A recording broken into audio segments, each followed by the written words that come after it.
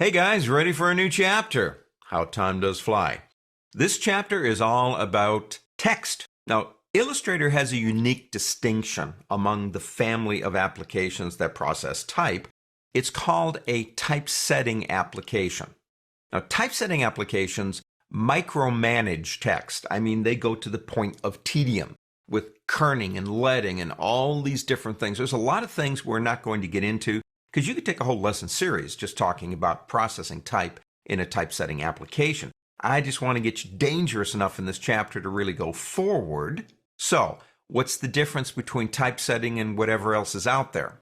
Well, the other definition would be called word processing. Microsoft Word is a word processing application. WordPerfect is a word processing application. They process words, but they don't micromanage them. They allow you to type without going crazy over all the little details. I've written over 17 books. I've started getting into e-publishing, which is really interesting to me. So I'm working on more books that are going to be e-published. I've done a lot of magazine and newspaper articles across my life. I think I've done almost everything that I've ever written in either WordPerfect. I actually started with WordPerfect a long time ago and then switched a long time ago to Microsoft Word. And I'm very comfortable with those programs. Now, Adobe Illustrator, and I've got a document open. It's called pointcontainer.ai. It's in your exercise file. Go ahead and pick that up. And basically, what I've got here in this lesson, we're going to talk about container text versus point text in an application that's a typesetter. Now, another thing about Illustrator, Illustrator is not the type of program that you would write the great American novel in. Number one, it doesn't have pages. It only has artboards. You do something like that in, say, Microsoft Word.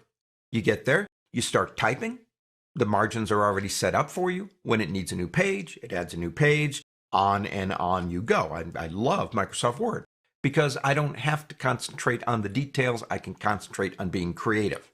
Now, you do the same thing here, but it's very different.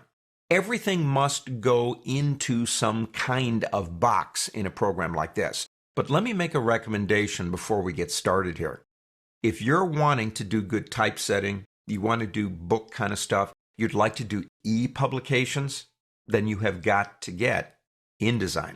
InDesign is the ultimate program, and you can actually create books in InDesign in one click of a button, make them ready for publication and things even like iTunes. It's really cool. Let's talk about what we can do, though. The first thing we're going to talk about is the difference between container and point text, and let's start with point text. So I've got these two kind of like faux documents here. Pick up your type tool. As a matter of fact, click and hold on your type tool. We got all kinds of tools here, so let's rip them off by clicking this little button right here. I love that feature. And let's tear that bad boy off, put it right about here. Now you will notice the backgrounds in this type up here are in their own layer called background, and it is locked, so we don't have to worry about it. We're just going to work in this work area one on top. Make sure you have that selected. You have 6 tools. Now, the first tool is your run-of-the-mill type tool. You have an area tool, and you have, and this is kind of fun if you want to put text on something other than a straight line, type on a path tool. Now, the other 3 are duplicates, actually. They do the same thing, except they make the text go vertical as opposed to horizontal. Let's start again with point text. Pick up your cursor, come over here. Now, you will see the cursor. Looks like it's kind of got that square going around it. Now, just click your mouse. Just go ahead and click. Now, when you're working in point text, actually, let me do this. Let me make that a different font. And the reason I'm doing this is because the last font I used was that text up there for container text versus point text. And that's noteworthy. I'm going to go back to Myriad Pro, actually, which is an open type font. And I'm going to put that at 12 point, which is the default. Now, if you're opening the program for the first time and opening up this document, that's what you're going to get. But it does remember the last thing that you did. So I just clicked over there. Forget the fact I changed that. Pretend like it's Myriad Pro 12 from the beginning and just start typing. The quick brown fox jumped over the lazy dogs. Now, I could keep typing. That text would not drop down. There are no margins for it to do. That's what point text does. And I could keep going until I got to London. Okay, and I'm here in Kansas. It would keep going and going and going and going. Point text, one of the things, not everything, but one of the things about point text is we have to do everything. So if I want to put the word back on the next line, I have to press the return key. Just like a typewriter. Well, I think of it that way because that's exactly what you're doing here. Does anybody besides me remember working on a typewriter? Let me find something out here. Does anybody remember what a typewriter is? And if you tell me, yeah, I saw one in a museum, I will have to hurt you. I started out on a typewriter. I mean, I don't even have one anymore, to be honest with you. But it's working just that way. You have to do everything. So let me finish this here. Back. The quick brown fox jumped over the lazy dog's back is a sentence, and I can't figure out who had the time to figure this out. And that has got every letter of the alphabet in it. But everything that I do must be controlled by me with the return key for margins. Now, that might not be a bad thing, but it might be something you'd rather not have to do. So let's come over here, and we're going to pick up the type tool again. We've got all these different tools, right? Pick up the type tool again and come over here. Now, you're going to see the cursor look like that. Go ahead and click this time, but drag. Now, when you do, you're creating a container. Big difference. If I begin typing again, let me type that sentence. The quick brown fox jumped over the lazy dog's back. I'm going to make it go over and over again, but I'm going to cheat. Let me do this. Let me select it. Go up to the word edit and select copy, or Control C, obviously. I'm going to come to the end again. What I'll do is I'll begin pasting it with a Control V. Man, you can type really fast, Andy. Okay, it's the same sentence over and over again, copy, paste. But notice what it's doing. The margins are being determined by the box. Over here, the margins were determined by how I used the return key.